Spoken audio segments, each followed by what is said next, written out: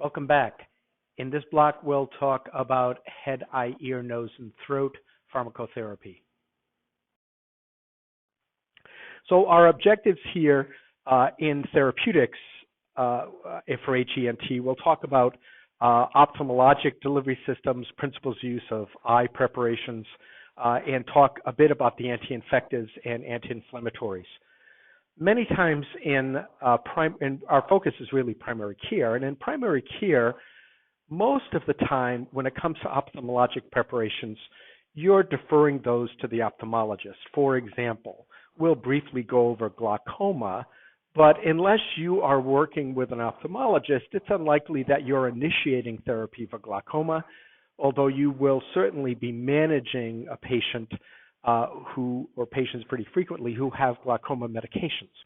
And so the focus we have here is to focus on understanding the basic principles of what an ophthalmologist will consider, what are some of the treatment options, a bit about how things to think about with those drugs. But the management of glaucoma is going to be unlikely in your practice. You're going to defer that to the ophthalmologist, and so we won't go into that much depth there. What we will talk briefly about is the kind of things you may think about when you're talking about managing someone in primary care practice. You may, for example, initially start therapy or consider therapy for simple, common eye conditions, which pretty much might be what look like simple early bacterial eye infections, but will probably promptly, in any condition that is serious or worsening, really transfer that to the ophthalmologist. We'll also have the chance to look at treatments for glaucoma, as we alluded to, but won't focus so much on expecting that you really have the kind of background to actually prescribe these therapies. However, it's going to be very common in your practice that you're going to have to do medication reconciliation for someone who's coming into your practice area to looking at their medication history. Have they been on these therapies for glaucoma? Are they being seen by an ophthalmologist? And what are some of the things you might think about when someone is on these preparations for glaucoma? We'll also talk about some other treatments. We'll differentiate some of the over-the-counter treatments for eye conditions a bit, and we'll talk about how they're applied to practice. We'll also talk about other over-the-counter preparations and non-over-the-counter preparations.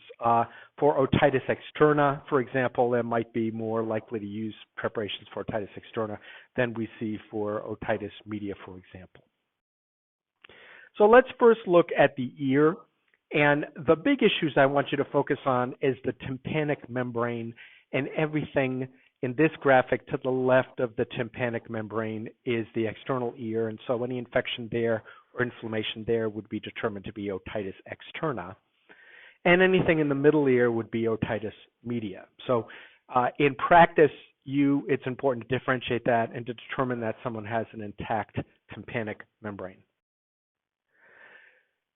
Some other things we'll think about in practice is when you're giving eardrops. And we don't use eardrops all that much. We limit eardrop use to otitis externa. We don't really use them for otitis media. Occasionally, there were some preparations that have been on the market over the years for pain or inflammation in the external ear canal that might be correlated with otitis media. But in fact, even the most common preparation that was used for analgesia and otitis externa had been removed from the market in the last year or two. So, but if you're using external eardrops, important that the eardrops are at room temperature, they're not cold.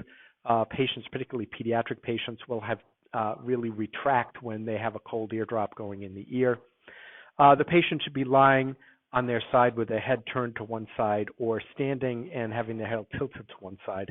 And depending on their age and their development, whether you pull down and back on the outer ear or pull up on the inner ear, what you're really trying to do is to have that external canal as straightened out as possible to allow the eardrops to really penetrate the entire length of the external ear canal. And then carefully dropping to the side of the ear canal the drops to go in. You really would do your very best not to have the tip of the dropper touch anything. That would be at least good aseptic technique. That's important for eardrops. It's critical for eye drops, and we'll talk more about that in a bit. The general other rules for eardrops, and this will apply, some of these principles will apply to eye drops as well: washing your hands before you use the dropper, avoid touching the tip of the dropper to anything. Many eardrops are suspensions, not solutions. So a suspension are particles that are dispersed in a liquid, and so to make sure that every drop has an even amount of those particles in them, it's really important for suspensions that they be shook before the drug a dose is administered. So important to make sure that that's a procedure that's done. In general, if the tympanic membrane is ruptured, we don't recommend any eardrops at all. If it's unclear if the tympanic membrane is ruptured and there is a recommendation to use an eardrop, if they're available as a suspension or a solution, the suspension would be considered a safer choice. But if there's a tympanic membrane or somebody who has tympanoscopy tubes, you would avoid eardrops entirely, or if you're going to use them at all, to use suspensions over solutions when those are possible. Keep in mind, though, that eardrops, even though they're topically applied, patients can still have adverse effects to them. And we'll talk about one of the antimicrobial agents that's commonly used in many eardrops and eye drops and topical preparations is neomycin. Neomycin, an aminoglycoside antibiotic that's only used topically or locally, is associated with a lot of hypersensitivity reactions, and so you might expect to see some local irritation there. Sometimes some of the other eardrops we use, for example, for swimmer's ear, have a pH that's pretty low. It's pretty acidic, and some people will have a little bit of irritation because of that change in pH. Antibiotics that are used in the ear, we often see neomycin and polymyxin as a preparation, and we already alluded to neomycin as being often sensitizing. So polymyxin alone is often a better choice if you're considering avoiding neomycin for someone who may have a sensitivity reaction to it or develop one. And then for a lot of otitis externa, we often have combinations of products that often include either acetic acid or boric acid or something else that is going to either alter the pH or serve as an antibacterial and antifungal, have at least antibacterial, antifungal qualities to them. They're not classic antibiotics, but they create an environment or a media that is a medium that is not favorable in the ear canal and allow the patient to really reduce their infection rate and really tone down the amount of fungus or bacteria because of that change in pH or other qualities of these products. These eardrops are only used for otitis externa, not otitis media. So that's important to differentiate. And really in practice, the patients who are going to have otitis externa are usually going to see this more often in the summer than any other time of the year, at least, or in times where patients are swimming in a local pond or a watering hole or something like that, where you're concerned about developing either a bacterial or a fungal external ear infection. You sometimes will see it for folks who are predisposed to this if they've gone swimming or sometimes even after a shower for some patients. But for the most patients, you'll see that otitis externa, sort of the rising of the swimmer's ear, is more common in the summer or in months where they're would depend on the geographic area you're in, where folks are swimming in a natural swimming area. Many times these preparations, the antibiotics or these things that change pH, are combined with a corticosteroid like hydrocortisone if there's a lot of inflammation. And those are usually pretty well tolerated. You don't get a lot of systemic absorption of that corticosteroid. The corticosteroid most often used in eardrops is hydrocortisone. You can sometimes see other corticosteroids as well. Most often it's combined with either acetic acid or with another antimicrobial or antifungal agent in combination. The most common products, for example, the old brand names are cortisporinotic, otosporic, or pediotic. There's a few other products on the market. And usually we try to use them for a limited period of time, 5-7 days or so, and not look at using antibacterials with hydrocortisone long term, because the hydrocortisone itself can predispose to overgrowth of fungal or bacterial infections. So we really look at trying to avoid those long term. The other things that you'll see some different eardrops have are sometimes used. Carbamide peroxide or Debrox is a wax emulsifier. If a patient has a lot of cerumen, sometimes you'll see this used to soften the cerumen and allow better cleaning. I'm hoping that in your studies you will have some experience about how not to insert things in the ear canal and encouraging patients not to do that. Sometimes these softening agents like carbamide peroxide as a wax emulsifier really assist then in doing an irrigation in the ear to drain and get rid of the cerumen without sort of poking things in a patient's ear.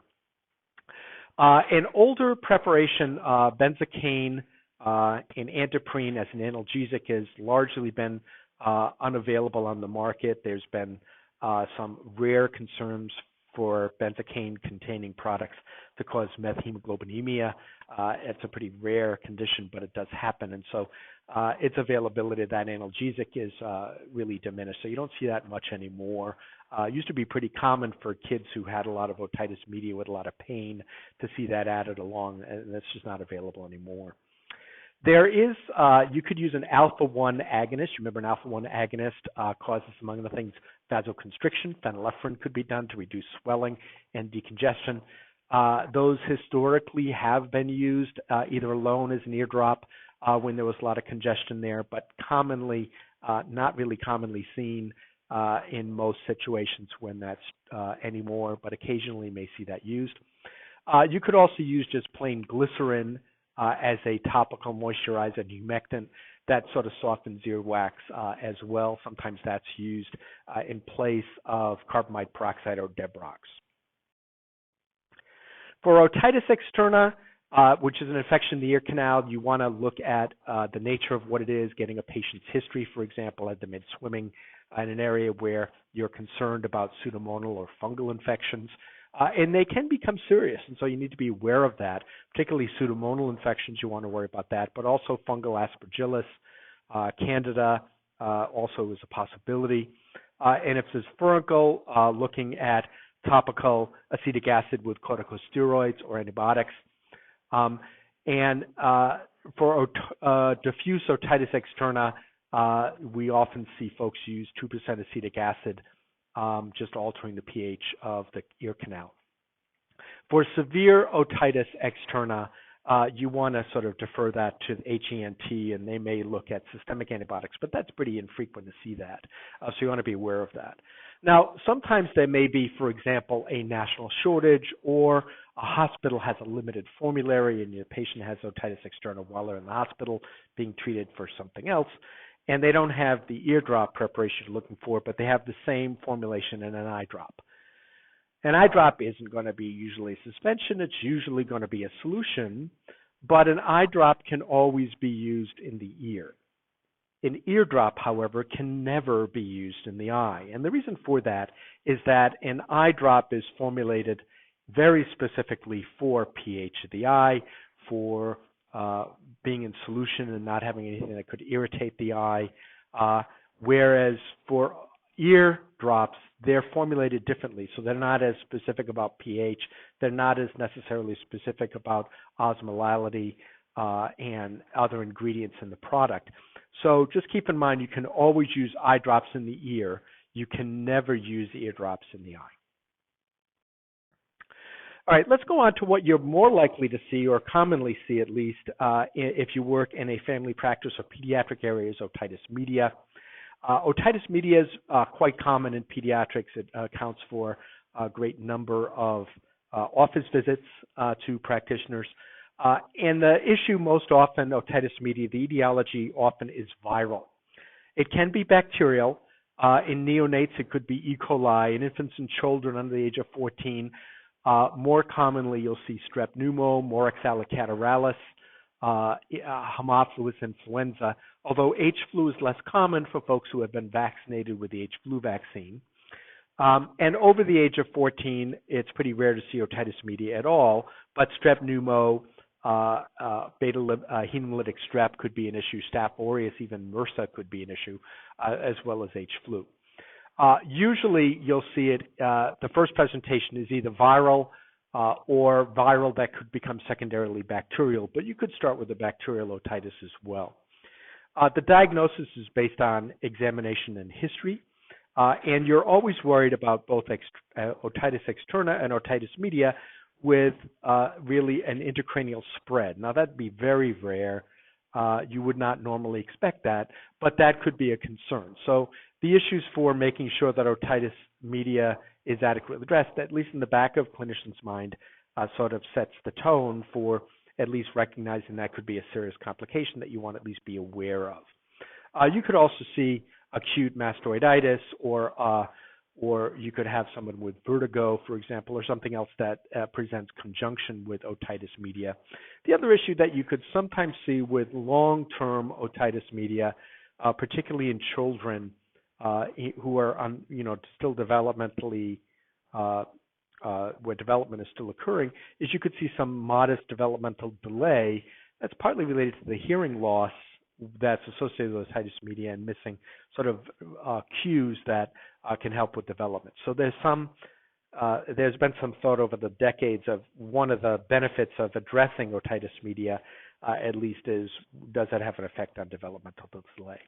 But all of this said, most commonly the presentation initially is going to be viral. And so the national guidelines for managing otitis media are not to use an antiviral agent because it typically won't work, is to wait it out unless you've got serious conditions or suggestion that it's bacterial. And as such, as you look at these, even though there is a rare concern for intracranial spread, which is very rare, or concerns for these other potential complications with otitis media, we're also concerned about jumping the gun with antibacterial therapy and developing a secondary infection which becomes resistant to the antibiotics we use. And it's also consistent with good antimicrobial stewardship practices. The next few slides are from the Merck manual as a summary, and these will be sort of repeated in different formats in the following slides beyond this. But give you a picture of what we consider as sort of standard therapy for using antimicrobials on otitis media. When you get to the point where you are deciding that an antibacterial is appropriate, first line is standard amoxicillin. And in the last decade or so, we've really looked at fairly aggressive doses of amoxicillin. In pediatrics, 45 milligram per kilogram every 12 hours. And we cap that off typically at something like 1,500 milligrams a day of amoxicillin. And typically those is first line when you sort of are ready to go into antibacterial treatment. There are a number of different variations depending on the protocols you look at for what to do with penallergic patients. And if they can tolerate a cephalosporin and not type 1 hypersensitivity reactions, then one of the cephalosporins in this chart might be a reasonable option. Ceftriaxone is really limited to patients who can't take enteral or oral access, so they have vomiting or something like that. When you've got resistant cases, and we'll go through an algorithm in a bit, the standard next step is amoxicillin, clavulanate, or Augmentin, and that's almost universal. You can consider other alternatives here. Again, ceftriaxone and or clindamycin. Clindamycin is going to be pretty far down on your list because we are always concerned with clindamycin about the concern for Clostridium difficile risk, and clindamycin also has a lot of GI intolerance for a lot of patients as well. So Clinda is not a great choice, but Augmentin, amoxicillin clavulanate, is almost routinely our next step when a patient has failed amoxicillin alone. The guidelines typically that are used will look at antimicrobials in early on in children who have significant symptoms across the board, if it's really significant symptoms, and then we'll consider waiting in patients over the age of 2 if it's not that severe, and between the age of 6 months and 2, somewhat, a little earlier antibiotic considerations, but we'll often hold off in those cases as well. Keeping in mind that what we end up doing is by giving lots of antibiotics, we particularly if it's viral, then we're not going to offer benefit from using the antibacterial, and we pose the risk for resistance. So in summary, typically empiric treatment, if you go with antibacterials, would start with amoxicillin typically, and if they've had antibacterials in the prior month, typically most protocols sort of look at this way, then you go right to augmentin in those cases. And important to consider also that the vaccine status of that child is up to date as well, particularly pneumococcal vaccine and Haemophilus influenza B vaccine. Both of those will offer some protection at reducing risks for otitis media in the future. Here's another algorithm I encourage you to sort of look through, is that if you've confirmed acute otitis media, then you sort of look at their age and their symptoms and how they present. And this algorithm sort of pretty much goes through what we've more or less just described. Those are pretty commonly seen in practice.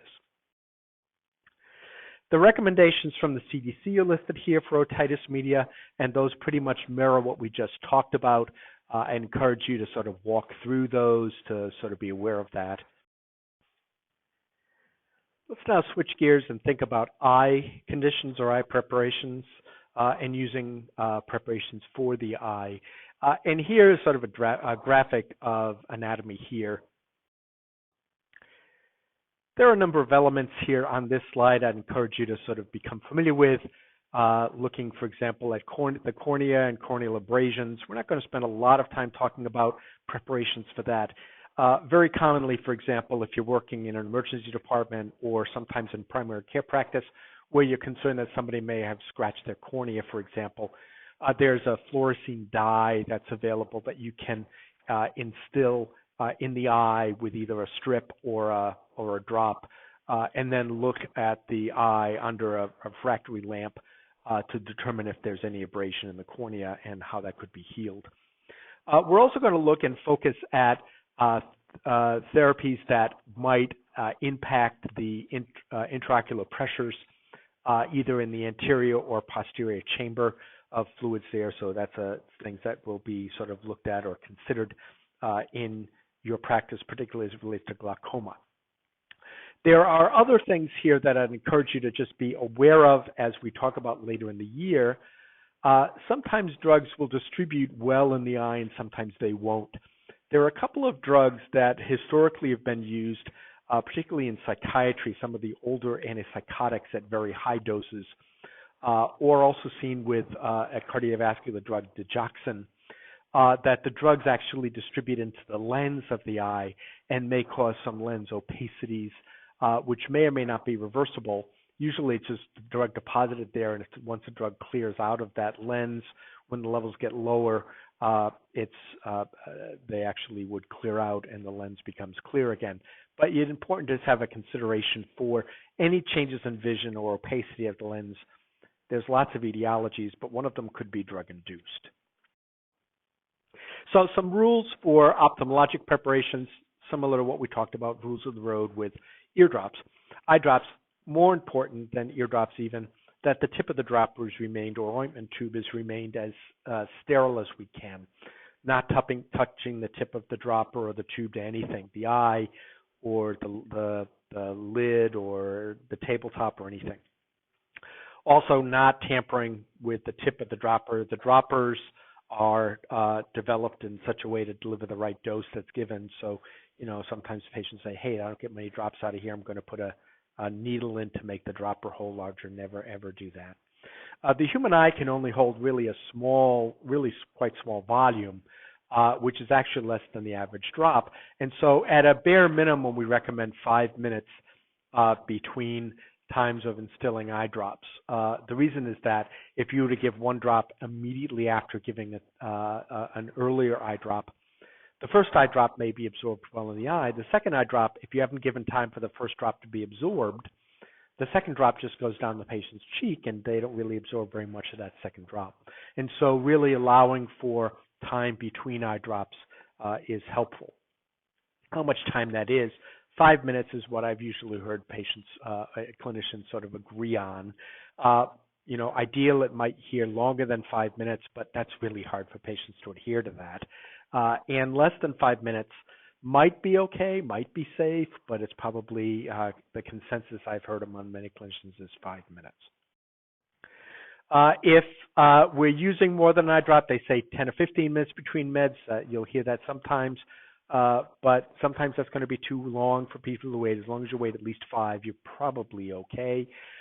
If contacts are worn, we usually recommend patients wait 15 minutes after applying their eye drops to before they put their contacts in.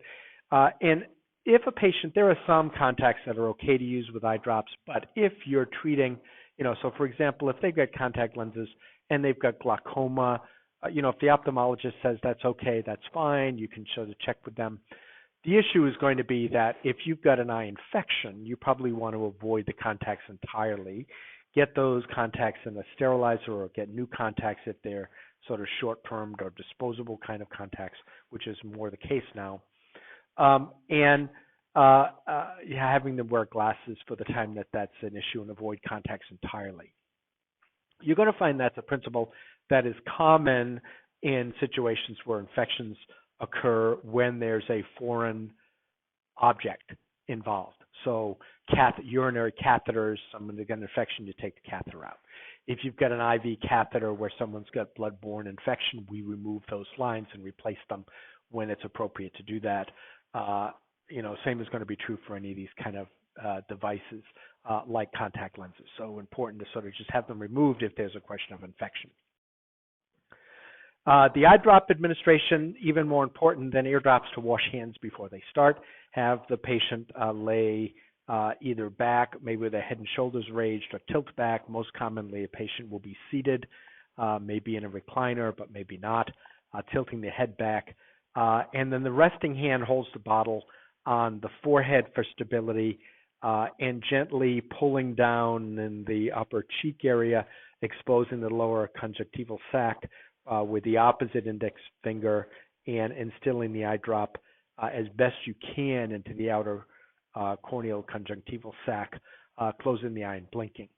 I know for me, it takes me a while to do that. For myself, it's 5 drops before I hit my eye. If you've got somebody self-administering, they can get used to that. But using really a hand on the forehead to serve as a stabilizer is helpful, and really encouraging patients to make sure their technique is such that they don't touch the tip of the dropper to anything.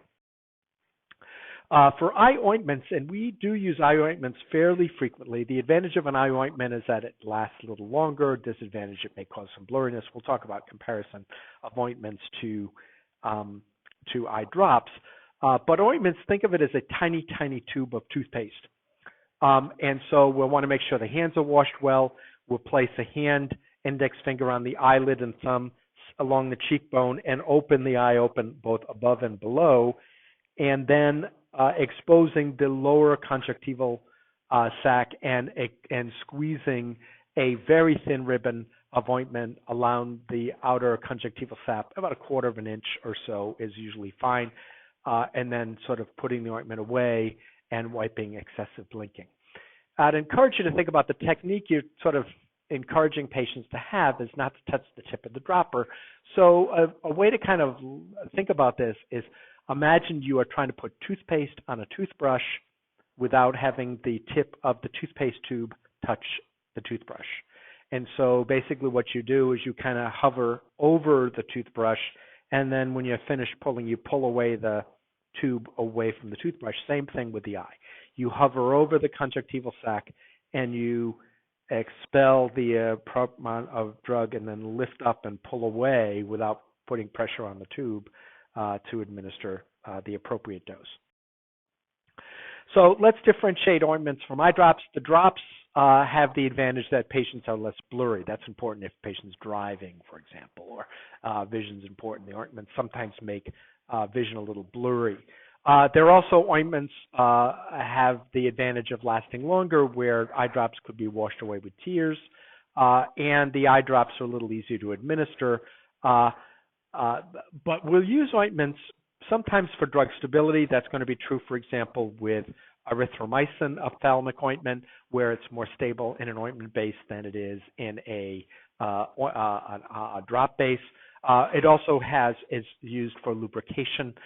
Ointments are longer lasting. For example, if somebody needs an eye lubricant, for example, they're in the ICU and they're on a paralytic agent or something where we want to make sure their eyes remain under good moisture. One thing we sometimes think about with eye drops is the systemic absorption of an eye drop that's administered in the eye. And this can happen with a number of eye drops, most commonly the beta blockers that are used in treating glaucoma. So a lot of the drug that actually reaches the lacrimal duct can be absorbed systemically, and it accounts, for example, for a low pulse rate, maybe a slight drop in blood pressure, and for some very sensitive patients, even wheezing if they're asthmatic with a beta blocker based on absorption through the lacrimal duct. And so the simple way to limit that is to look at lacrimal duct occlusion and when the eye drops are administered. And that's just basically taking clean thumb and forefinger. The patient would wash their hands and just put their fingers applying some limited pressure there for about a minute or two while the eye drops are being instilled until a minute or two after the eye drops are instilled. And that can actually reduce systemic absorption for someone who has symptoms. And sometimes those symptoms also from the lacrimal duct will include sort of a taste that's bitter, or it could be a change in blood pressure or pulse with a beta blocker, for example. So a simple thing to do to avoid that problem. Let's look a little bit at the drugs that are used for managing glaucoma. And in your practice, you probably won't be initiating these, but you certainly will see a number of patients on these agents. And when we think about glaucoma, basically the issue with glaucoma is increased intraocular pressure, and that long-term increased intraocular pressure can lead to optic nerve head changes, visual field changes, ultimately lead to blindness. And so the concern here is to manage that, and we can do that with drugs. That can also be done surgically, and sometimes it's done surgically as well. But most patients with mild to moderate glaucoma drugs can work pretty well. We also first want to look at the drugs that could be administered that actually increase intraocular pressures. The corticosteroids can do that. The antimuscarinic or anticholinergic drugs clearly can. A number of other drugs that can do that as well. And in closed-angle glaucoma, there are a number of drugs with anticholinergic properties. Certainly some of the antidepressants or antihistamines can do that, and some of the drugs we use in psychiatry or neurology can do that. So important to sort of just be aware of that and do our best to limit those drugs if a patient has glaucoma. So the agents we have at glaucoma, there are a great number of them, and here are the drugs sort of as tables that include some of the classes. First of all, the beta blockers, which historically have been the first line agents used, and they are still used, maybe not quite first line, but the advantages the beta blockers have is they're now very inexpensive, and so for someone with mild to moderate glaucoma, intraocular pressure elevation, who's on, for example, has a limited insurance coverage, these may still work, and we still see patients on them. And the beta blockers, we are more concerned probably with these than any others that would have some systemic absorption, so applying pressure to the canthus is probably our best modality to reduce those risks. Probably the most common of all of the beta blockers that are used are probably timolol or timoptic, but any of the other beta blockers can also be used. There are also a number of prostaglandin-related agents or prostaglandin agonists that are associated with benefit in reducing intraocular pressure long-term. Zalatan or travoprost are probably the two you'll see. Travatan or Zalatan are probably the two most commonly we'll see. Also, Lumigan is also pretty popular, pretty commonly used. And we see a lot of patients in hospital, for example, who come in from their meds from home will be on one of those prostaglandin agonist agents, pretty commonly used. We also have some older agents, some pathomimetic agents. These are not used all that often. Probably of all of the agents in this list, the one we'll see that used most often that affects intraocular pressure in a positive way is probably bromidine or alpha-Gen P, and still we don't see that used much. We also have some direct cholinergic actioning agents or cholinesterase inhibitors, including pilocarpine. but these aren't used very much at all anymore. They're associated with a lot of systemic effects, and so we want to make sure we apply pressure to the inacanthus if those are being used. The carbonic anhydrase inhibitors are pretty commonly used in practice. We see these a lot. Azopt and Tusopt pretty commonly added to the regimens for eye drops for patients with glaucoma. So in practice, likely your experience with these agents is not going to be initiating them, but is going to be continuing therapy that's initiated by the ophthalmologist, and also really pretty much being aware of some of the side effects, systemic side effects that could occur with these, and the simple mechanism to reduce those by applying pressure to the inacanthus.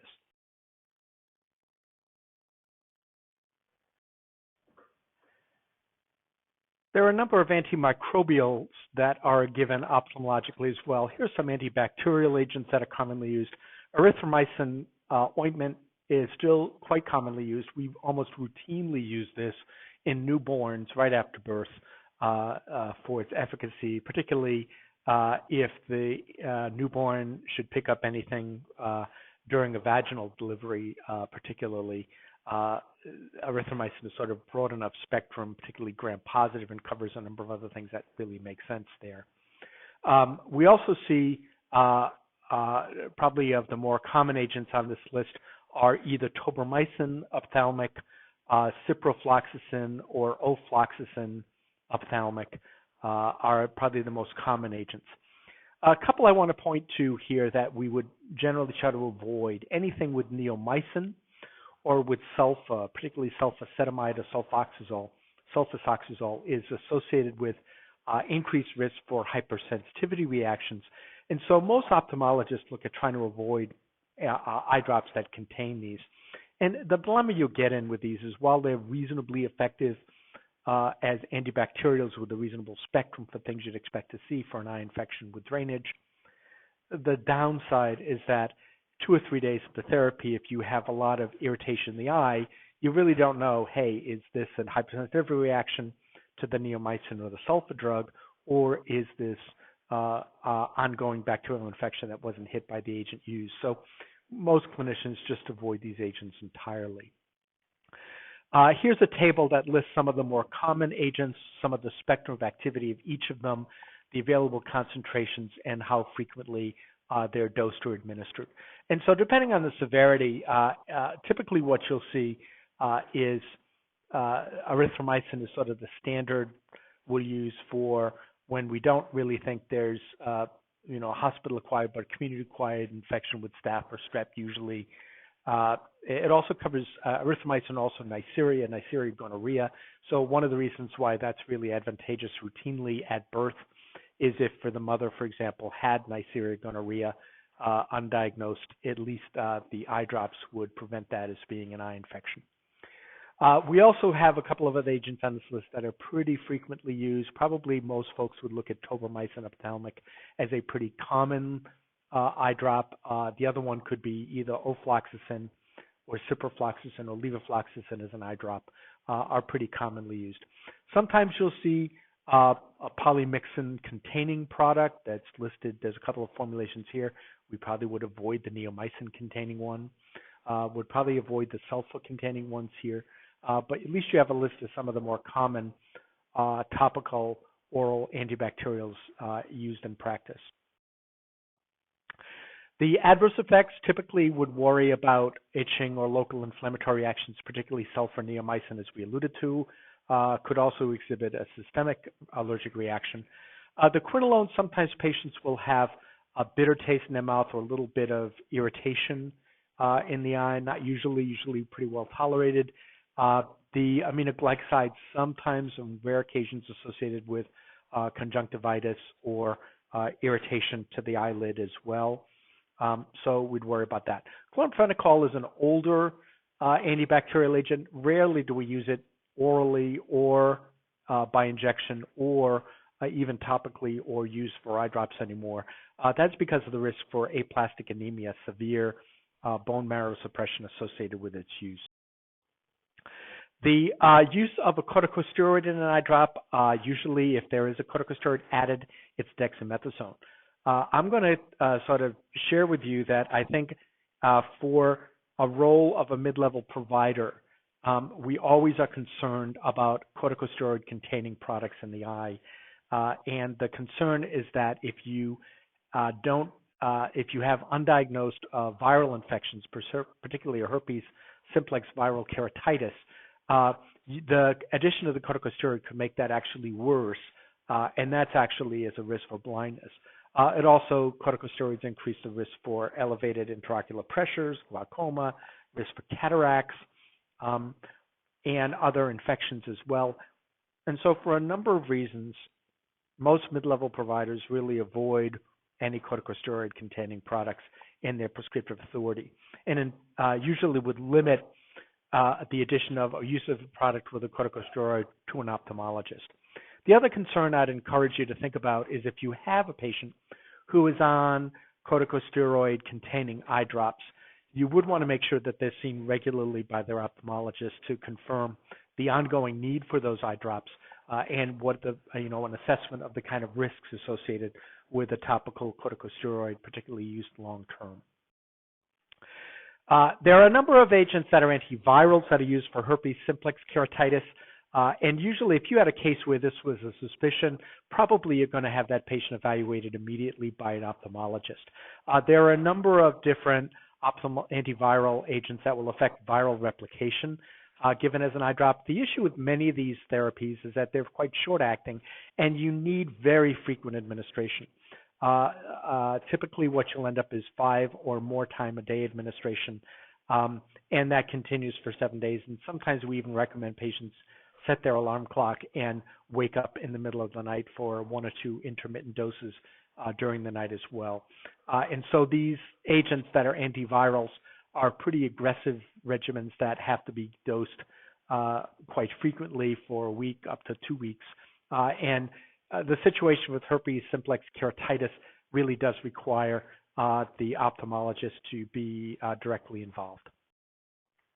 There are some other ophthalmologic products as well. An older product, silver nitrate, used to be used before we had erythromycin ophthalmic ointment in newborns for Neisseria gonorrhea. That's largely been replaced by the use of erythromycin ophthalmic. It's pretty irritating, and really we have the better choice in erythromycin now than silver nitrate. There are some non-steroidal anti-inflammatory ophthalmic products that are sometimes used perioperatively for patients who've had, for example, cataract extraction or other surgical procedures. And these are managed almost entirely by the ophthalmologist who's doing the optical surgeon or the optical surgery team. And so in your practice, unless you're working with that ophthalmologic surgical team, you probably won't ever be ordering these, but you need to be kind of aware of them. And there are different agents that are available. Ketorolac, Valtorin is an available agent, Ocufen another one. And these are given intra and perioperatively to reduce inflammation and also to affect meiosis that affects the surgical procedure as well. So you'll see these agents used perisurgically only. There's really no other indication for using nonsteroidals ophthalmologically. The adverse effect of these agents are usually local irritation and burning. They could delay wound healing. They could increase the risk for surgical bleeding and blurred vision, even lead to a corneal ulcer. And so patients who are post-surgical usually will have that managed by the ophthalmologist perioperatively and then with their first post-operative visit. The ophthalmologic corticosteroids alone, there are a number of them that are alone. Many are also combined with antibiotics. And there are indications for their use, but we want to be very careful about the adverse effects that are associated with, including the risk for infection, bacterial, viral, or fungal infection, and the increased risk for intraocular pressures. We'll talk in a bit later in the year about systemic hypothalamic pituitary axis suppression, which poses a risk for decreasing the body's ability to make cortisol. That is really a problem with longer term, meaning more than 2 weeks therapy of systemic corticosteroids. You wouldn't expect that to be true with patients who take ophthalmic or inhaled corticosteroids, but it's something we keep our eye out for. We also have a number of ophthalmologic agents that are used in patients with allergies. They really probably don't work all that well, but if somebody has a lot of specific tearing associated with allergies, a few of these could work. First is the mast cell stabilizer, which has to be dosed very frequently and chronically. It will only work long term to reduce the degranulation of mast cells that will result in more histamine release or other mediators of allergic reactions, including anaphylactoid type reactions. Because it has to be dosed so frequently every day, every 4 hours for up to 3 months during the allergy season, it's not all that commonly used because it's really hard to adhere to. There are also ophthalmologic antihistamines that can be given, but they also are usually will look at other mediators or other interventions for allergic rhinitis or allergic related ophthalmologic problems. Most often we'll talk more in a bit about the inhaled, the nasal corticosteroids for allergies, and those are probably more sustainable for patients to use than these frequently dosed antihistamines or mast cell stabilizers in the eye. Other things that you'll see pretty commonly used and available, and we won't go into depth, are artificial tear solutions or ointments. And these are used, they're basically just vehicles that will include the hydration of the eye and lubricating ointments. Also, we have agents that have a vasoconstrictor like phenylephrine, which will sort of cause vasoconstriction, and the old Visine product, there is an issue. What I didn't talk about here, but I just want to give a brief mention to, are the agents that are used for tears production. Are some of the agents that we'll see. Restasis, for example, is one that is actually an agent that is used for, in its active ingredient, is used for bone marrow or for preventing organ rejection because they're immunosuppressant. And I personally have a little bit of concern of using agents like Restasis that are associated with immunosuppression because they could at least conceivably increase the risk for an eye infection, particularly a viral eye infection. So folks who are on these, something like Restasis for chronic dry eye, really ought to be periodically evaluated and addressed and educated regarding anything that looks like a potential eye infection to get that addressed as soon as possible. We also, let's look at quickly at some drug therapies we have for rhinitis, cough, and cold. There's a lot of these, almost all of these are over-the-counter preparations. And so you may be directing patients to these products, but they'll probably get them on their own. You probably wouldn't necessarily have to write a prescription for them. So let's, when we look at this, first of all, we have to kind of look at some of the things that are associated with problems for patients. And one of these is whether you have pharyngitis or tonsillopharyngitis. Pain in the posterior pharynx with or without swallowing can be severe. And usually this is viral. It might be that they have a postnasal drip, for example. They have a rhinovirus or adenovirus, or maybe it's influenza. In these situations, usually are self-limiting, and you typically you manage it with symptom control of maybe a cough and cold preparation, maybe something to reduce their postnasal drip. One of those viral infections, though, that is quite severe is an Epstein-Barr viral infection, or if they have any other kind of serious viral infection, usually those other viral infections is someone who's immunosuppressed. And those really require more aggressive management. So someone with Epstein-Barr viral infection, they'll often present with a constellation of symptoms, including not only just severe sore throat, but you've got to worry about extreme fatigue. And usually the management of Epstein-Barr involves analgesic management as well as really very quite strict rest, and usually most folks recover pretty well, but it has its long protracted course. For a bacterial pharyngitis, we're most concerned about beta hemolytic strep, which occurs in about 10% of cases of pharyngitis. And typically, you're going to be concerned about that. Now, you have to consider some uncommon bacterial as well, perhaps diphtheria, mycoplasma, or if there's an issue for sexually transmitted infections as part of your history, be thinking about gonorrhea or chlamydia as well. Usually, if we have an abscess associated with a pharyngeal abscess or epiglottis, you're concerned about group A beta hemolytic strep as well. For epiglottitis, usually cover H, Haemophilus influenza, or maybe some other pathogens as well. And we'll talk a bit about this later on in this block regarding the CDC recommendations for managing pharyngitis and when do you pull out amoxicillin or a penicillin derivative for treating beta hemolytic strep, or when do you address treating if it is Haemophilus influenza with amoxicillin, clavulanate, something like that. But even for the epiglottitis, now that in childhood we continuously vaccinate for Haemophilus influenza, here's yet another benefit of effective vaccination.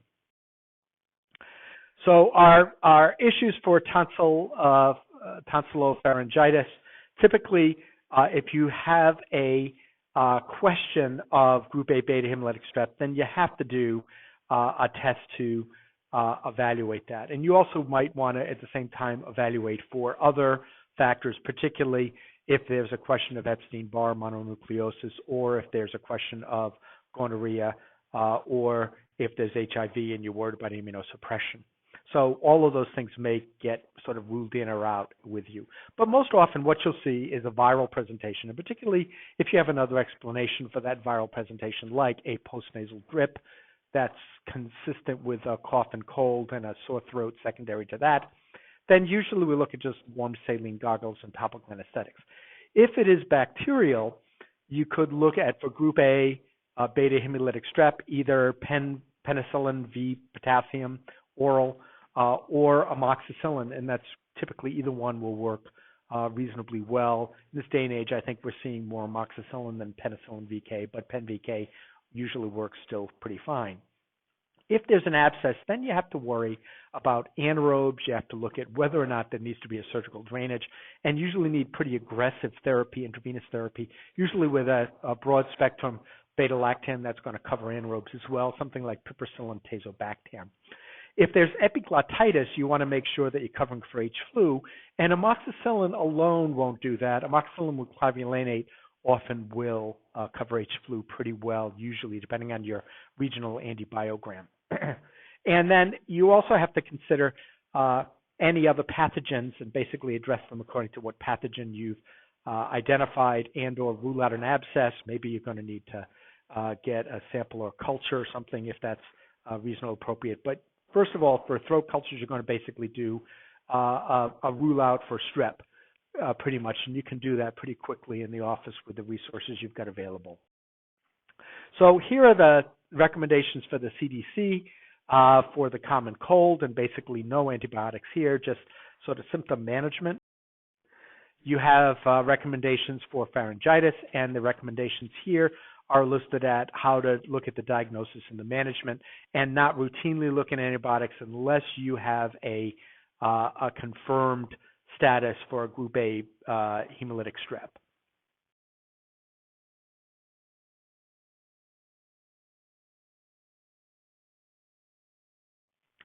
Also listed here for PD recommendations for pharyngitis, a little more expanded in pediatrics, but really the same principles we saw in adults. Here's for pharyngitis. Here's common cold and upper respiratory infections in pediatrics as well. And then as we look at more recommendations of CDC. All right, let's talk a little bit about allergic rhinitis, which is pretty common in practice. You'll probably see this more often than you care to in practice, particularly when folks either in allergy season for allergic rhinitis, or if we're talking about cough and cold season where it gets confused with allergic rhinitis. And allergic rhinitis, particularly you're looking at inflammation of the nasal mucosa membranes. Often the constellation of symptoms include sneezing, rhinorrhea, pruritus, nasal congestion. And that can be seasonal or it can be year long, particularly if the allergy is a housebound allergy. You can see it in the winter.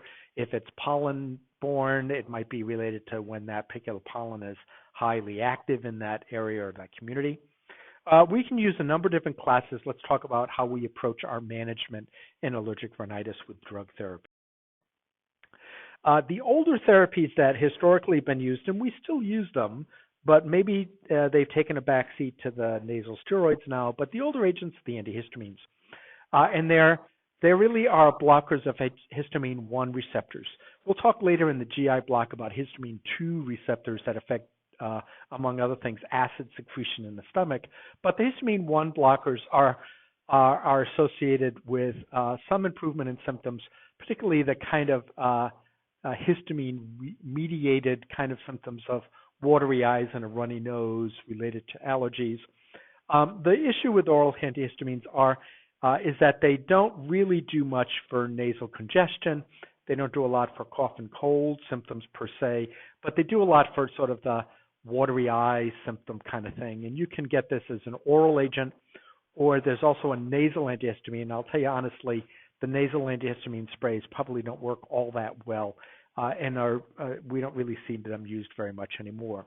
But the oral antihistamines you still see them used, and they fall into two categories: the older sedating antihistamines like Benadryl or diphenhydramine, and the newer, less sedating antihistamines like Claritin, Loratadine, or Zyrtec, Sertrazine, which is sort of not officially considered a non-sedating antihistamine, but probably behaves mostly like one. So the antihistamines are really good for patients who have limited, symptoms of itchy eyes, runny nose, and sneezing. And the older sedating agents still are used. Sometimes these are helpful if folks also have a lot of symptoms at nighttime. You'll also see sometimes these antihistamines are in cough and cold preparations, and if they contain a sedating antihistamine, we need to be careful about that. Sertrazine or Zyrtec is considered a lower sedating antihistamine. It's actually the active metabolite of hydroxyzine, which is a quite sedating antihistamine, or Atarax. And in fact, Atarax or hydroxyzine we use not only for severe allergic reactions, also use it for anxiety for some patients because it's somewhat sedating. And it's helpful a little bit for anxiety, but a lot of patients will say they feel a little bit of a fog on board. And then Loratadine and fexofenadine are considered by the FDA non-sedating because they don't really distribute across the blood-brain barrier into the brain very well, and so that's how they get their non-sedating FDA-labeled status. The allergic reactions to most of these are sedation, with the exception of the non-sedating ones. Also, the antimuscarinic side effects of dry mouth, maybe urinary retention, constipation, and some patients also will get some sense of fog or dizziness associated with antihistamines. So antihistamines are not really always the best of choices for many patients. Here are a list of the different antihistamines really sort of outlined here, comparing different agents by Consumer Reports. And so patients will often go and look at this information, but they really recommend, and I think most clinicians do, is one of the less sedating agents. And of them, I think Loratadine at a lower dose of 10 milligrams is probably the least sedating if sedation is a big issue for patients. Particularly that's going to be true for some folks who work with hazardous equipment, folks whose job or they drive or something like that. The downside for Loratadine, though, is that many clinicians indicate it doesn't really work all that well. And so if you don't get symptom control at the standard dose of 10 milligrams a day of Loratadine, most folks will go up to Zyrtec, which is a little bit more sedating but probably more effective as an antihistamine, and sort of weigh the risk-benefit of that extra sedation for patients who are on it. As we look at other information, though, I encourage you to think about what patients are looking at on their own, particularly with these over-the-counter preparations. There's a wealth of information online, and they may come to you as a provider sort of questioning, what do I go with, what I look at? So I encourage you to be at least aware that patients may have already tried lots of things before they call you. and kind of doing on their own, and they're sort of looking at what some of these direct-to-consumer uh, uh, information is. And sometimes they look authoritative in the way they're done, and sometimes they are, and sometimes they're not. Largely replacing, for at least for allergic rhinitis or allergic symptoms, allergy symptoms for seasonal allergy disorders or the intranasal corticosteroids, largely replacing the antihistamines because they're better tolerated and they actually seem to work well. They're probably more effective for seasonal or perennial rhinitis, and they really work better to suppress symptoms long term. So they're largely replacing the histamine 1 blockers in the last decade or so. And there's a few of them now that are over the counter. They don't have a lot of adverse effects, maybe a little drying of the nasal passages. There is the potential or theoretical risk that they'll cause adrenal corticoid suppression, which probably in the usual doses that given for almost all patients is a non-issue. You wouldn't expect that a lot of systemic absorption for a nasally applied corticosteroid. You might get a little bit, but not enough to suppress cortisol levels in a patient. And so in practice, we don't really usually worry about adrenal corticosuppression associated with the intranasal antihistamines. The topical intranasal antihistamines, the nasal corticosteroids will improve itching or sneezing, rhinorrhea or congestion. They're at least as effective as the full-blown antihistamines are, probably even more effective, and they can be used in children, or at least older children and adults with really with good effect. Of all of them, really the agents that are over the market are probably over the counter, and the ones that are available most patients don't have a lot of systemic side effects. I don't even know I'm not aware of a commonly used dexamethasone intranasal product that we use clinically in practice. If we did, dexamethasone is probably associated with more systemic absorption than the other corticosteroids that are used, and so that might be more of an issue there. But usually the ones we see for allergic seasonal rhinitis really don't have a lot of systemic effects. The adverse effects usually, if you have them with the intranasal steroids, are burning and stinging on administration or afterwards, or maybe slightly increased risk for a nosebleed for patients, but most commonly not a problem. And typically the recommendation is the patient will blow their nose and then spray directly away from the septum and periodically look at evaluating their long-term need for it. So they'll start on a regimen for this when allergic symptoms are worse, and then if they're seasonal for them, they often will say, hey, use this for these months of the year when you know that symptoms are worse, and then you can back off when symptoms are better for you, depending on how you present with your symptoms. Here are some of the products that are available as intranasal corticosteroids. The generic corticosteroid choice, the dexamethasone product that we look at, Tubinair, I'll tell you is probably the one that's probably associated with more systemic absorption, and in practice I don't see that used very often. Most often what we'll see used are the two over-the-counter products now that are available, either the fluticasone or Flonase product or the Nasacort triamcinolone acetate over-the-counter product. But the other one that's commonly used, and I think might be over-the-counter now, is the Nasonex as well. And so all of these are sort of interchangeable in their nasal spray dosing. So pretty common in practice. This is the first choice for most folks with allergic rhinitis. There is an intranasal cromolyn sodium, which is a mast cell stabilizer. And I don't want to spend a lot of time on this because the issue with a mast cell stabilizer like cromolyn is that while they are effective long-term for symptoms, allergic symptoms, they suppress the mast cell to release their mediators of inflammation. They have to be taken religiously multiple times a day usually, which patients can't adhere to. And so these were quite popular maybe a decade or two ago, and they're even difficult to even find them available on the market. So you may hear about somebody who was on historic cromolyn therapy, but these mast cell stabilizers largely have gone by the wayside. Occasionally in cough and cold preparations, folks who have a lot of congestion, maybe sinus pressure, or they may be considered candidates for a decongestant. And you'll see these in many cough and cold preparations. they'll often be whatever the brand name of the product is with a capital D next to it. And it's really a combination of usually an antihistamine with one of these decongestants. There's some pathomimetics that cause vasoconstriction. The two most common that have been used historically are pseudoephedrine and phenylpropanolamine. Another one, as an example, is phenylephrine. And they can work to cause alpha-1 adrenergic stimulation and vasoconstriction. They are sometimes given topically. They can also be given orally. The older product, pseudoephedrine, is available orally. Across the country, they now require a sign, a signature behind the pharmacy counter for them. There's a limit to how much pseudoephedrine somebody can pick up at a time. And the reason for that is that pseudoephedrine can be used illicitly to manufacture in someone's garage methamphetamine. And so because of that, pseudoephedrine has been sort of limited in its availability for people, and they have to sign for it in a pharmacy to get it. More commonly, many of the products that are available have been, if they have a decongestant in them, have switched to phenylpropanolamine. And they really, all these agents can work. You can look at a topically administered decongestant.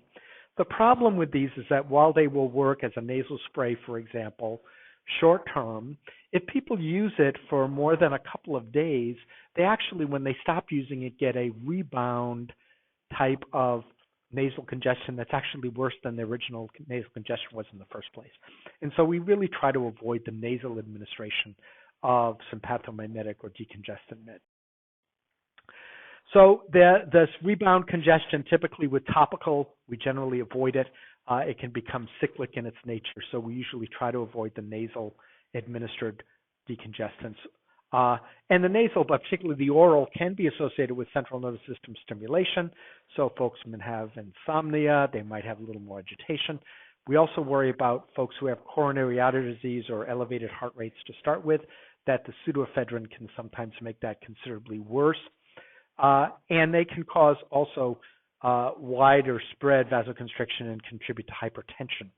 And so we usually avoid the decongestants with anybody with significant hypertension or anybody who has like heart failure where we want them on vasodilators, or someone with coronary heart disease where we worry, or cerebrovascular disease where we worry about vasoconstrictive properties. So really the downside to the decongestants is that they would be relatively or absolutely contraindicated in a fair subset of the population.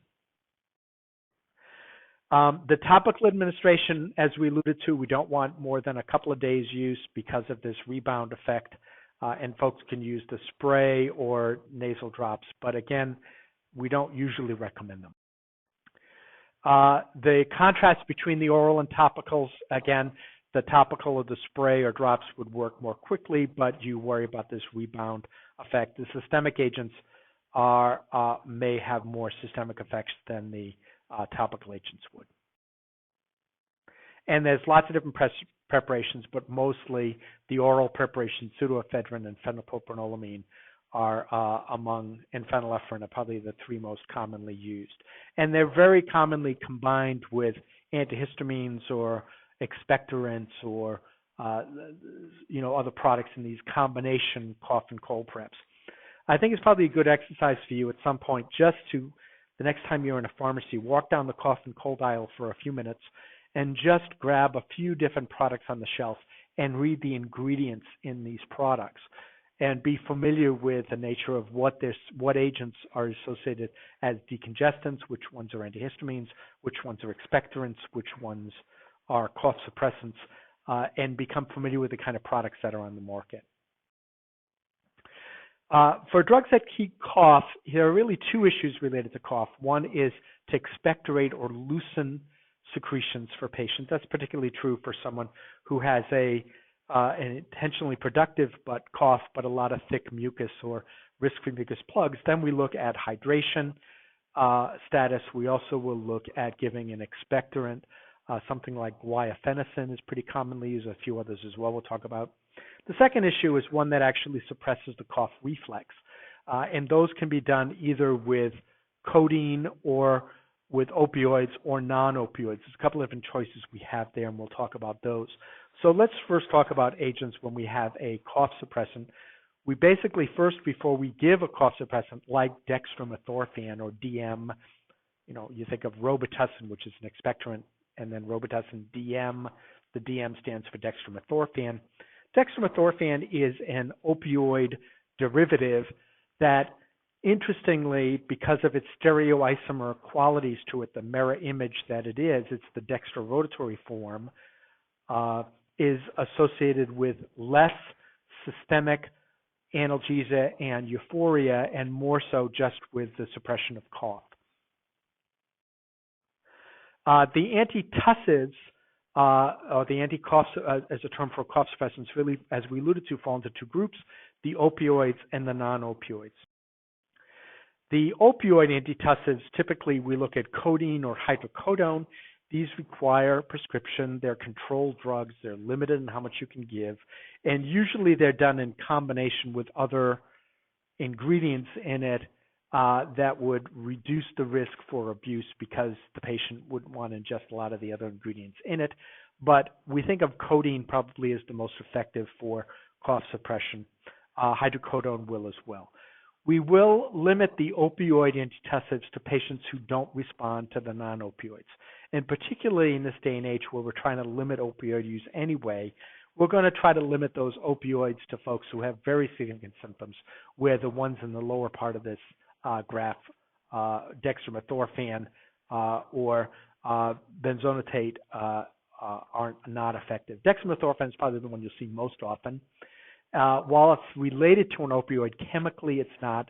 It doesn't produce the effects of opioids do. And so dextromethorphan is in many over-the-counter preparations, cough and cold preparations. You'll find it mixed in, they're in tablet form, they're in liquid forms, and encourage patients to sort of use those as a first antitussive if they need one. Diphenhydramine or Benadryl is associated a little bit with cough suppression, really not all that much. And so we don't see it used all that often in clinical practice, certainly not a first-line agent, but you'll occasionally see it used. And Tusionex or benzonatate is an analog of anesthetic that might suppress cough as well. And those are sometimes used, Tessalon pearls, for example, as an example, when dextromethorphan hasn't worked. So there's a few different choices that are there.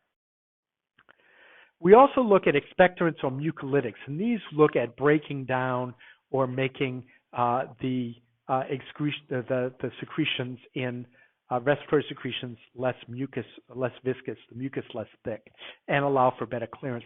And they're pretty well tolerated. Probably the one you'll see most often is guaifenesin. And guaifenesin is dosed is sometimes pretty high.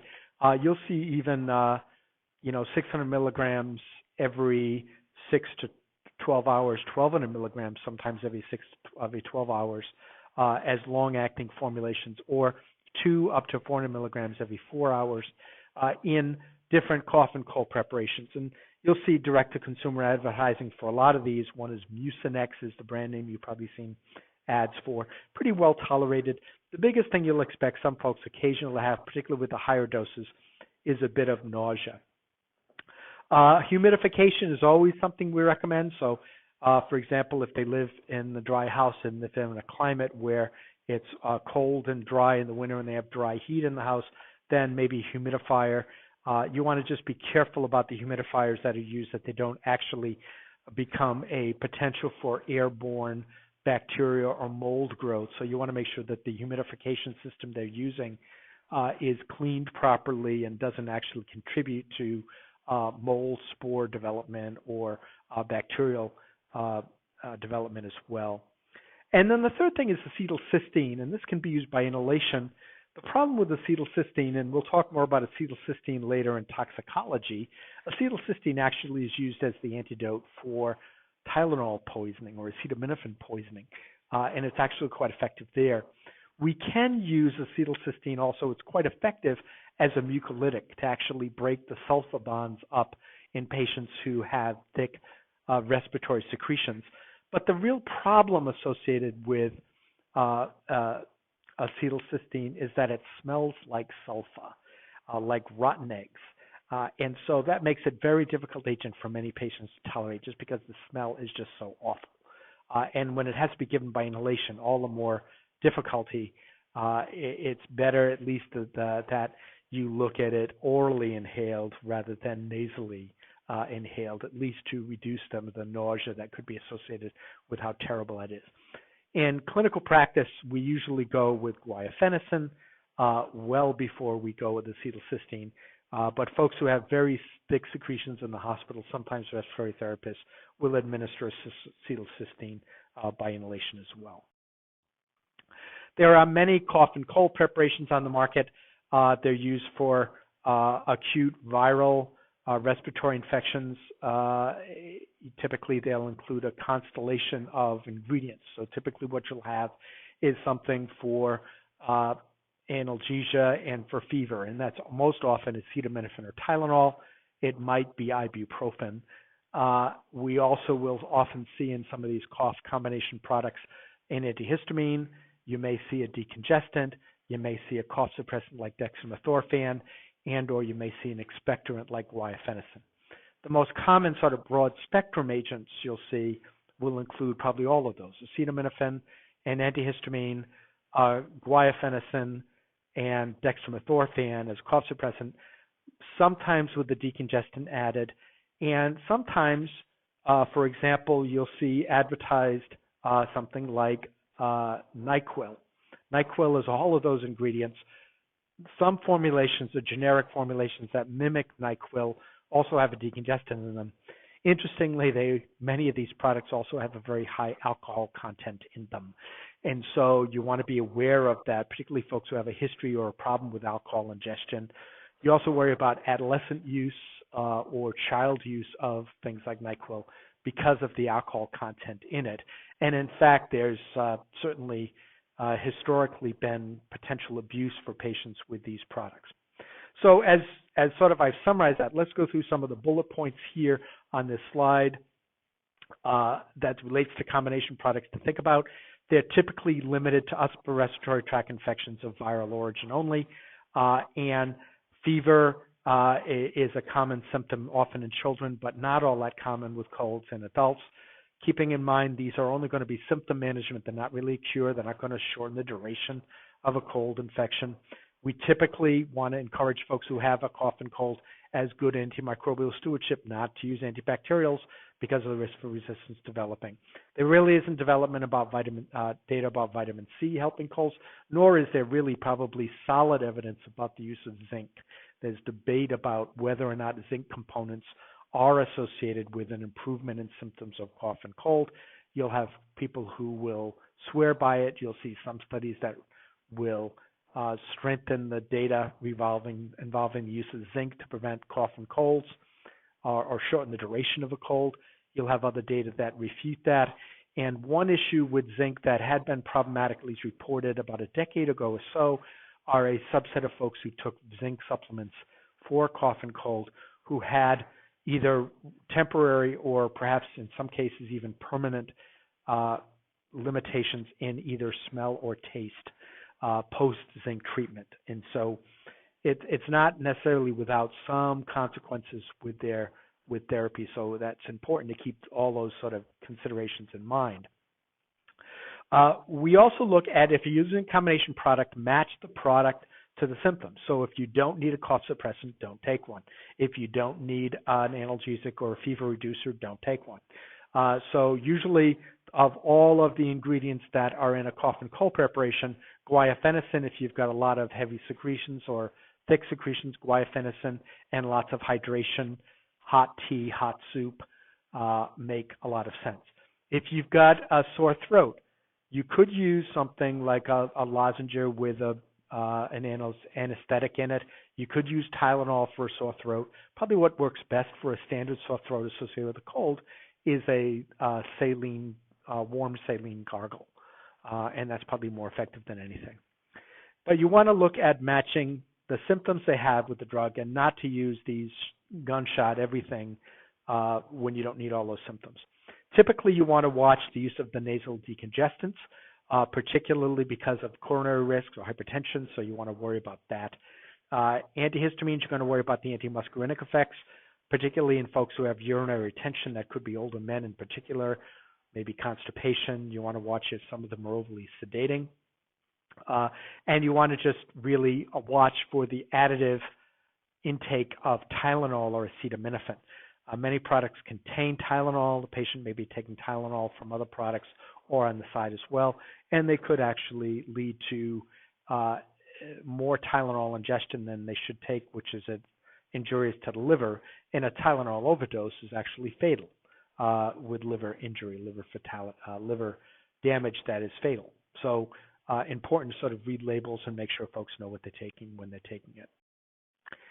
Other combination products, so usually, as we alluded to these, usually the analgesic is usually acetaminophen, maybe ibuprofen. Pretty rare to see aspirin in any of these combination products, but you want to read labels. And aspirin should be avoided in pediatrics because of the risk for Reye syndrome.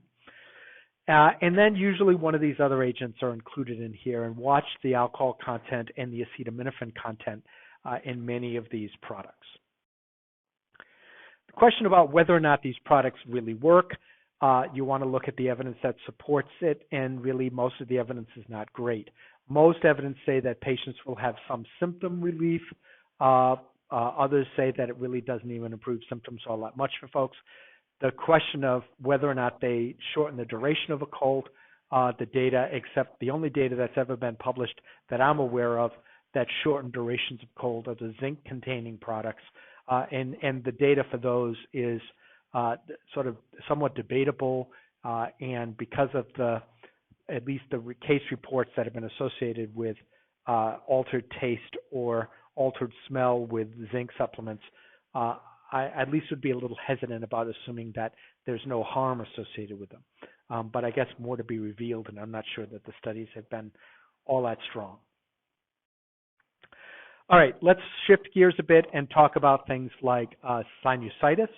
Sinusitis, inflammation of the mucosal lining of nasal passages. Usually this is viral, but it can become secondarily bacterial or in immunocompromised patients, even fungal. And the things that would look at for someone with sinusitis is to either look at two major symptoms that are listed here, or at least one major and at least two minor symptoms.